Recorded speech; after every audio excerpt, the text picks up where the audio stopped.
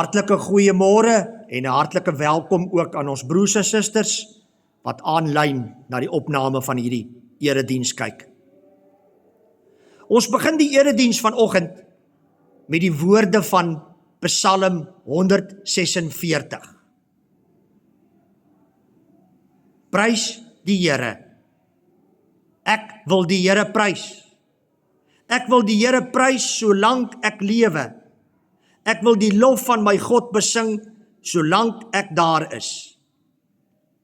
Dit gaan goed met die mens wat sy hulp van die God van Jakob ontvang. Die mens wie sy hoop gevestig is op die Here sy God.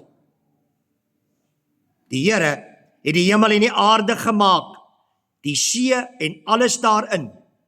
Hy bly vir altyd getrou. Hy laat reg geskied aan verdruktes en gee brood aan die wat honger ly. Die Here bevry die gevangenes. Die Here laat blindes sien. Hy ondersteun die wat bedruk is. Die Here het die regverdiges lief. Hy beskerm vreemdelinge en help weeskinders en weduwees. Maar hy versper die pad vir die goddelose. Die Here regeer vir altyd. Sion, jou God regeer van geslag tot geslag. Prys die Here. Amen.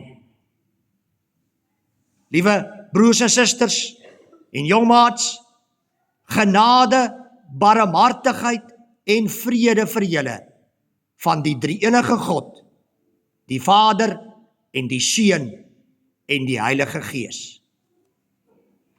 Ons het nou die erediens begin, die fotum, die aanvangswoord met Psalm 146.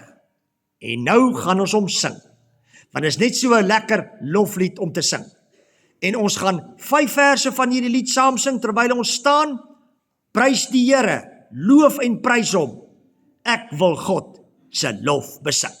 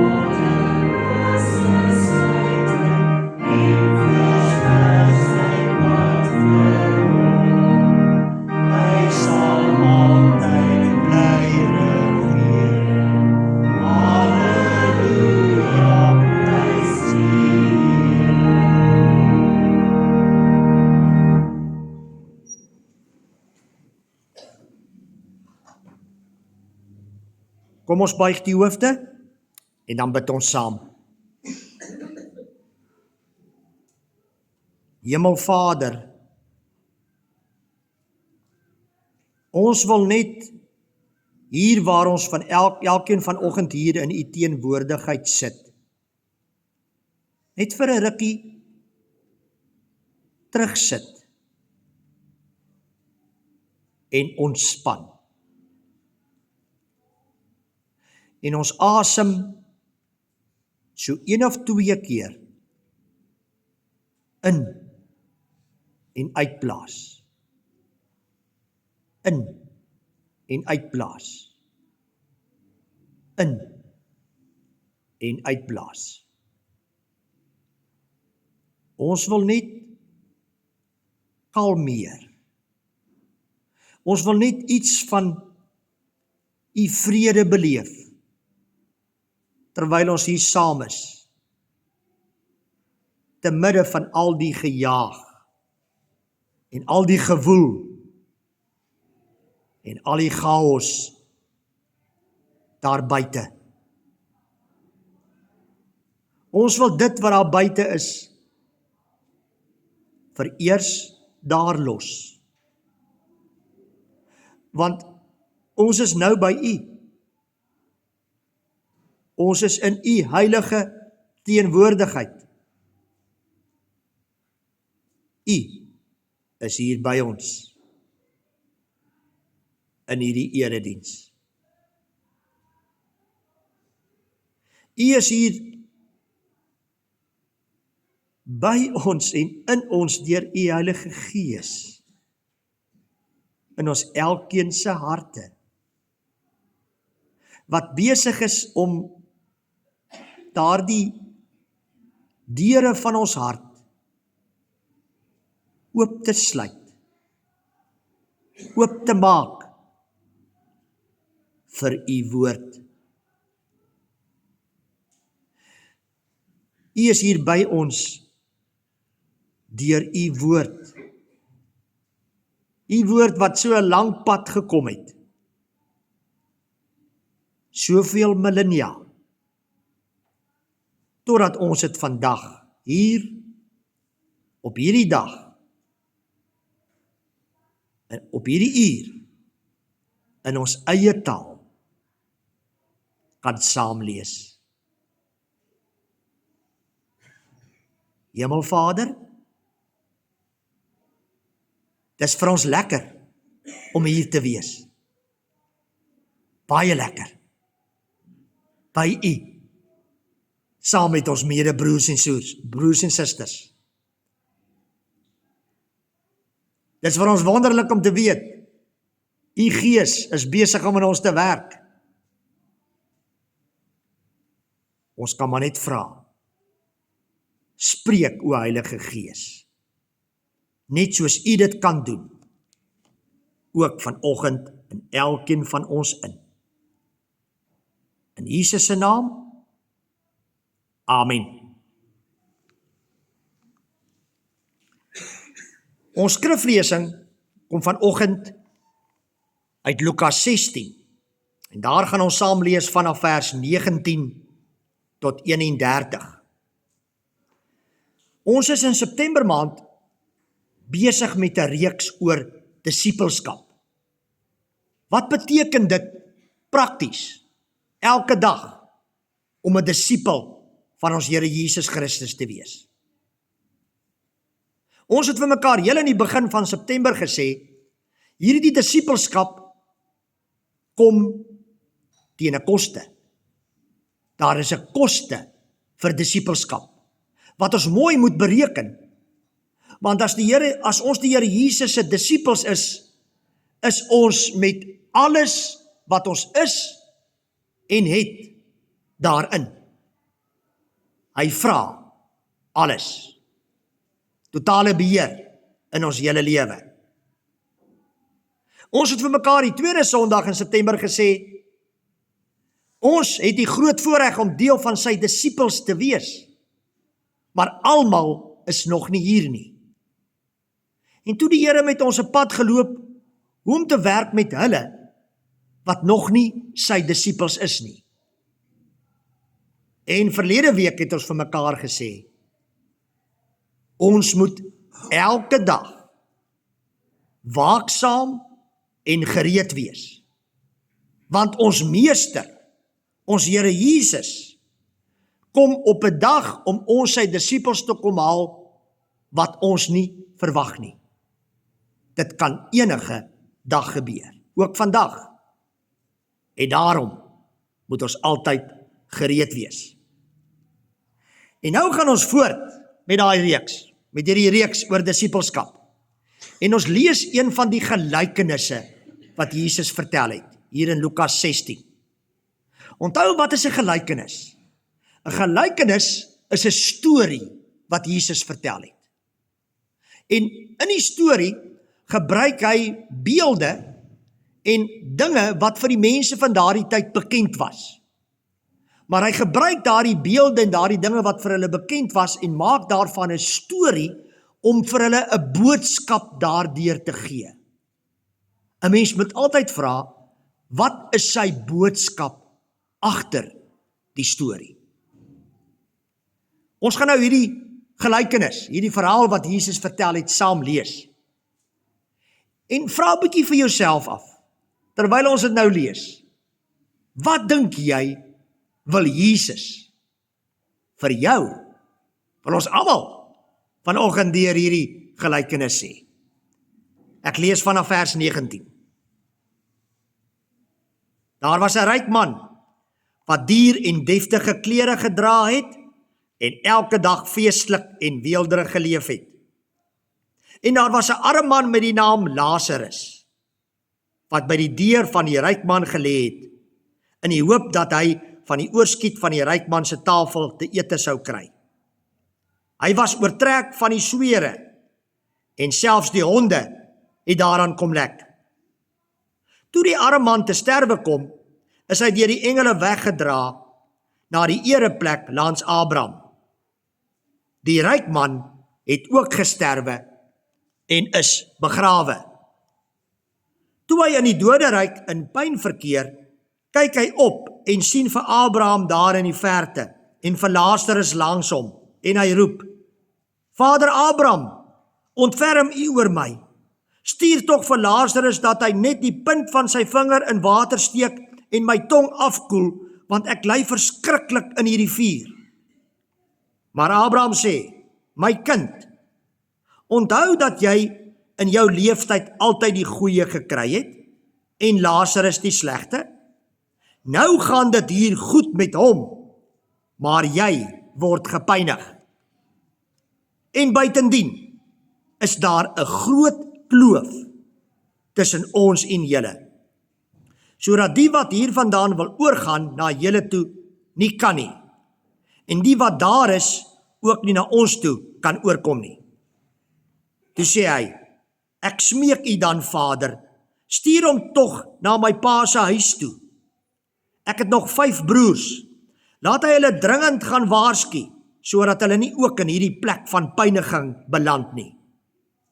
Maar Abraham sê, hulle die woorde van Moses en die profete, laat hulle daarna luister.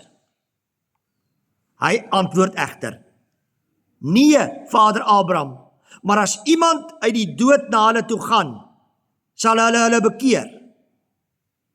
Maar hy sê vir hom, as hulle na Moses en die profete nie luister nie, sal hulle nie oortuig word nie, al sou iemand uit die dood opstaan. Tot sover ons skriflesing.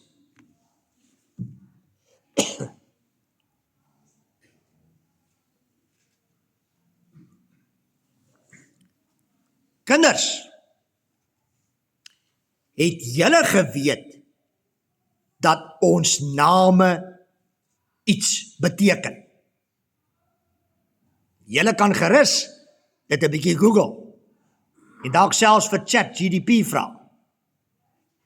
Johan beteken byvoorbeeld, God is genadig. Gerard beteken spiesdraer. Andrei beteken weer dapper. Anton beteken onskatbaar. Paula beteken beskeie. En Karen beteken suiwer of rein. Jaden beteken God het gehoor. Net so beteken die naam Lazarus in ons skrifgedeelte ook iets. Die naam Lazarus, as 'n mens na die oorspronklike wortels van hierdie naam toe teruggaan, beteken God help. Nou dit moet julle asseblief onthou. Dis hoekom ek dit op die skerm gooi. God help. Dit is die betekenis van Lazarus. In die gelykenis wat Jesus vertel het, was Lazarus 'n arm man. Hy was baie arm gewees. Sonder 'n huis om in te woon, sonder klere om aan te trek, op straat, maandelaars gebad, daar sonder kos, 'n bedelaar, baie soos die bedelaars in ons omgewing. Lazarus het geweet van 'n ryk man in die omgewing, waar hy gehoop het hy hulp sou kry. Daarom het hy hom voor sy deur gaan sit maak, in die hoop dat ten minste van die oorskiet van die ryk man se kos na sy kant toe sal kom. Maar van daardie hoop het niks gekom nie. Lazarus het al hoe swakker en sieker geword. So siek dat hy sere gekry het waaraan die honde kom lek het, wat dit net meer septies gemaak het. Uiteindelik het hy hiervan gesterf. Onmiddellik toe hy gesterf het, het die engele hom kom haal en hemel toe geneem. En daar het alles vir hom verander. Van al sy leed, smart en pyn was niks oor nie. Net oorvloed in die hemel. Daar het hy besef dat sy naam regtig God help beteken. Terwyl hy op aarde was en so swaar gekry het, het hy geweet wat sy naam beteken, maar dit nie geglo nie. Nou weet hy, dit is waar. God help verseker. Miskien voel jy soos Lazarus vanoggend. Nie noodwendig so diep in ellende soos hy nie, maar tog. Dinge werk net nie uit nie. Jou gesondheid, jou finansies, jou familie, jou werk, jou toekoms. En so kan ons aangaan. Ek glo, die Here wil vanoggend vir jou deur Lazarus sê, hy weet van jou en jou omstandighede en jou worstelinge. Hy sien dit raak. Hy ken jou naam, al ignoreer mense jou en al kan of wil hulle nie help nie. Hy gee vanoggend vir jou die woorde van Psalm 146 wat ons net nou gesing het. Dit gaan goed met die mens wat sy hulp van die God van Jakob ontvang. Die mens wie se hoop gefestig is op die Here sy God. Hy bly vir altyd getrou. Hy ondersteun die wat bedruk is. Die Here regeer vir altyd.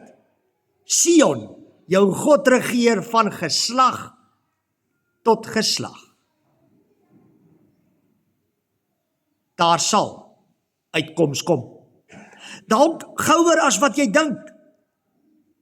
En as dit nie hier is nie, dan verseker daar by hom in die hemel.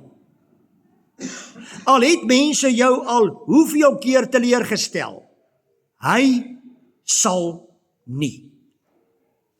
Jy kan so seker daarvan wees, dat jy jou tweede of derde naam Lazarus kan maak. God help. Die tweede figuur in Jesus se gelykenis is heeltemal die teenoorgestelde van Lazarus. Jesus noem nie sy naam nie. Hy was ryk, baie ryk, stinkend ryk.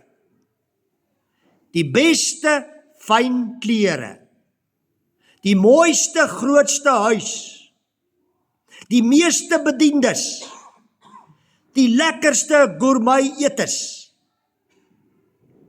Alhoewel hy van Lazarus voor sy deur geweet het hy niks gedoen om hom te help nie.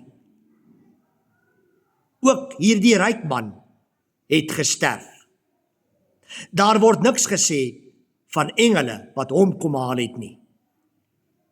Sy bestemming was heeltemal die teenoorgestelde van Lazarus en heeltemal die teenoorgestelde waarvandaan hy gekom het. Nou het hy niks gehad nie. Nie meer luukse ingevoerde wyn nie. Nie eers 'n druppel water om sy dors te les nie. In pyn wat nooit weggaan nie. Sonder hulp, sonder hoop. Alles wat Lazarus daar voor sy deur ontbeer het, maar net in oortreffende trap. Met die ewige verwyd. Hy wou nog 'n poging aanwend om sy broers te waarsku. Maar dit was te laat. Vir ewig te laat. Die kloof is te wyd. Hy moes oor daardie kloof gegaan het, toe hy nog tyd gehad het. Ons het nog tyd. Ons is nog hier. Die kloof is nog nie onoorbrugbaar nie. Dit is nog nie te laat nie. Gaan ons betyds die kloof oorsteek. Die kloof tussen ons en die Lasarusse om ons. Al is dit net met ons kos wat oorbly. En daardeur iets wys van die deernis van ons Here Jesus wat in ons is, as ons in hom glo. En die woorde van Psalm 146 vir die Lasarusse waarmaak. Die Here laat reg geskied aan verdruktes en gee brood aan die wat honger ly. Die Here bevry die gevangenes. Die Here laat blindes sien. Hy beskerm vreemdelinge en help weduwees en weeskinders. Ons ewige bestemming hou verband met ons oorsteek van hierdie kloof, of nie. Want dit wys of ons 'n disipel is van Jesus, die groot barmhartige. John Rockefeller het hierdie kloof oorgesteek. Rockefeller was op 23 'n miljonair en op 50 was hy die rykste man op aarde. Maar op 53 het hy ernstig siek geword. Al die hare op sy kop, sowel as sy wenkbroue en wimpers, het uitgeval. Hy kon net melk en kraakbeskuitjies in die tyd eet. Iemand het hom as volg beskrywe: He could not sleep, would not smile, and nothing in life meant much to him at all. Dokters het voorspel dat hy binne 'n jaar dood sou wees. In plaas daarvan om sy geld op te gaar, het hy begin om dit weg te gee aan mense wat dit nodig het. Hy het 'n oog vir sy medemens ontwikkel. Deur sy Rockefeller Foundation het hy sy rykdom gebruik vir die bou van hospitale, mediese navorsing en sendingwerk. Op 53 is Rockefeller 'n jaar gegee om te leef. Maar deur die beginsel van gee eerder as opgaar, het hy sy lewe so dramaties verander, dat hy tot 98 geleef het. Paul Getty het nie hierdie kloof oorgesteek nie. Hy het die landgoed Sutton Place in Engeland van 'n adelike gekoop en daar alleen geleef, sonder enige leiwagte. Die woning het 34 slaapkamers en 14 badkamers gehad. Tog het hierdie rykste man in die wêreld nooit familie genooi om vir hom te kom kuier nie. Toe Getty sterf, het familielede, insluitende toegewyde kinders en diensknegte, omtrent niks baat daaruit gekry nie. Die oorgrote meerderheid van sy rykdom, wat so min of meer 2,5 biljoen pond was, is aan die Malibu Museum gegee. Met sy dood het 'n joernalis hom beskryf as the richest, the most lonely and the most selfish person has died today. In 84 years of life, there is no penny for charity or his own family. Een van die hartseerste foto's ooit is die een wat afgeneem is van Paul Getty, die beroemde biljoenêr, wat alleen en verlate by sy reuse tafel sit in sy landgoed. Ten spyte van al sy geld, was hy stoksiel alleen. Gaan ons die kloof oorsteek en Lazarus, God help, verander wees. Daar mag 'n dag kom dat hulle dieselfde vir ons moet doen.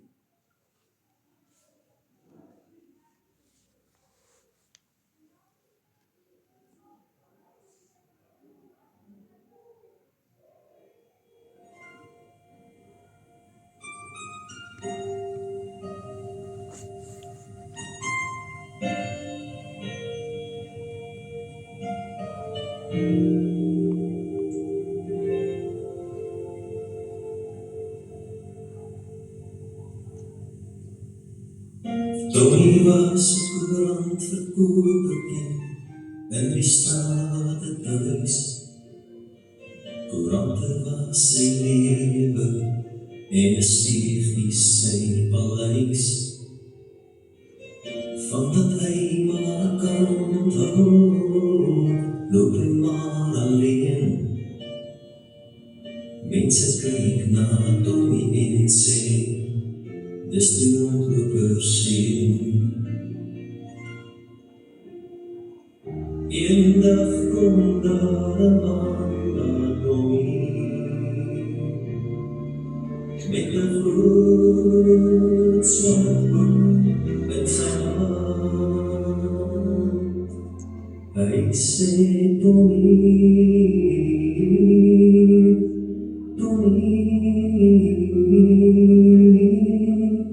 vat die boek en lees dit vanaand. Tony het groot geword in die strate, sonder liefde. En sy grootste vriend was die donker en die reën, waarin hy kon skuiling vind, soos 'n seun wat teen 'n moeder wat leen.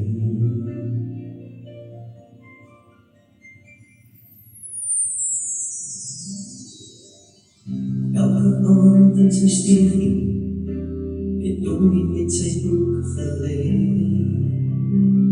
gekyk na al die prentjies en gewonder wat dit sê. Jare het verby gegaan en Tommy het 'n man geword. Hy het al die prentjies leer verstaan, maar my een het iets geskoord. Altyd blaai hy net so diep wat in sy boek, tot by 'n prentjie in die linkerkantste hoek. En 'n traan begon oor sy grove hand, word die bladsy opgevang. Dan vraag hy hoekom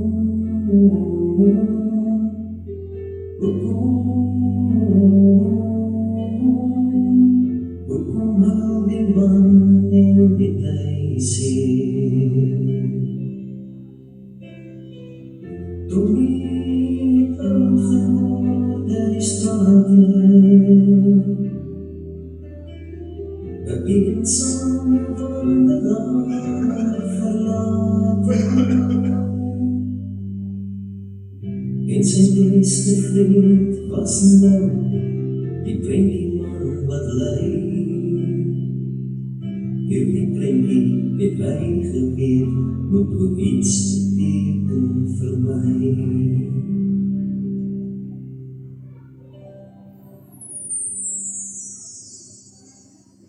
Op 'n dag in 'n parkie het Tommy weer sy boek geblaai. 'n man het daar verbygekom en verbaas na hom gedraai. Na 'n ruk het hy nader gegaan en sy stem was hees. Toe hy sag vir Tommy vra, verstaan jy wat jy lees? 'n oomblik lang het die voeltjies stil gebly, toe Tommy se hand oor die boek se woorde gly. En hy sê, meneer,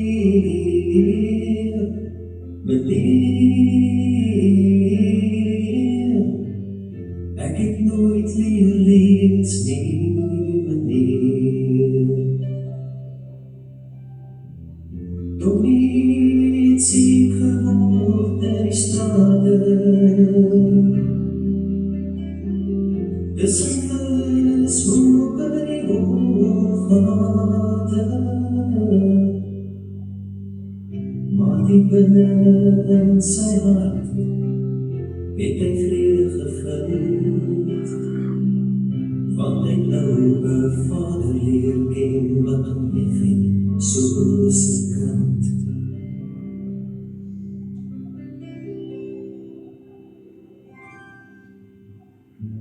Die oggend het reeds ver gevorder en sonnig in die stad gevul. Toch was Tommy se steegie nog steeds in donkerte gehul. 'n boemelaar het daar rondgegaan en vir Tommy op die grond sien lê. Sy boek was langsom oopgemaak op die plek waar hy dit wou hê.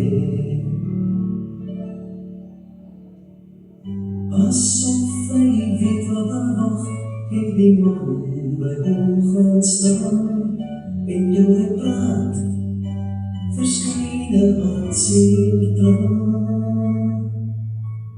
En hy sê, Tommy,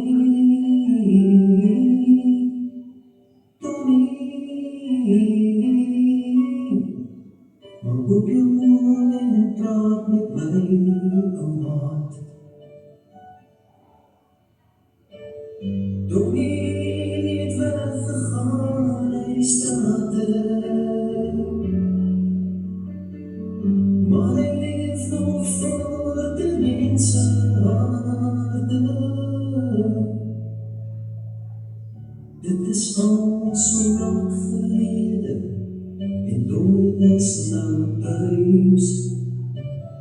Hy is vandag saam met die man wat gelei het aan die kruis.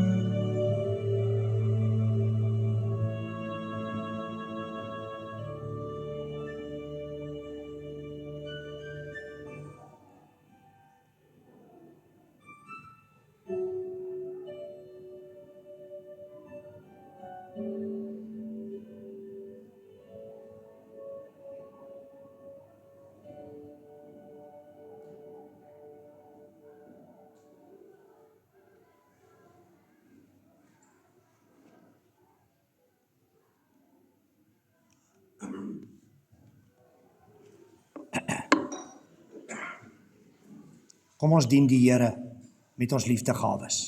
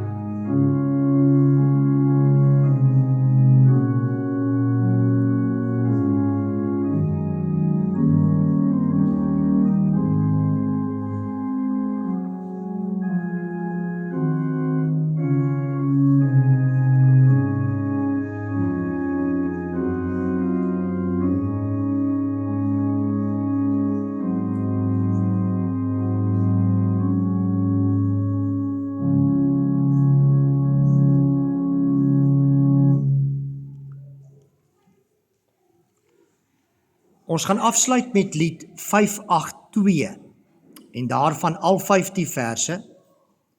Hierdie is 'n lied vir elke Lazarus en vir elke Tommy. En dit is ook 'n lied vir jou as jy dalk vandag 'n Lazarus of 'n Tommy is. Bly by my Heer terwyl die skemer dal. Terwyl die skemer dal.